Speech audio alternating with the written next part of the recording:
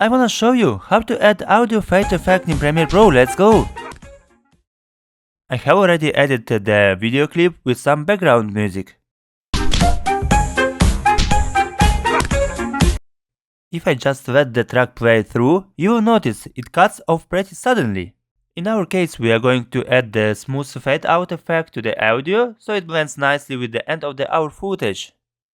First step is, go to the effects panel and find the audio transitions folder. Select the crossfade. Here, you will notice three different options. The first one, constant gain, constant power, and exponential fade. Let's add the constant gain to our audio clip. It will decrease the volume at a steady pace. Let's hear the result.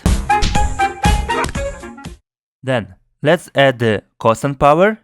It gives you a more natural fade with the volume tapering off at slightly changing speed. Let's hear the result. Perfect, and let's add the last one, exponential fade. It is kind of like constant power but even smoother. Let's hear the result. So guys, we have already noticed three different fade sound effects. You can choose one that you prefer. Help to grow this channel, put your like and subscribe.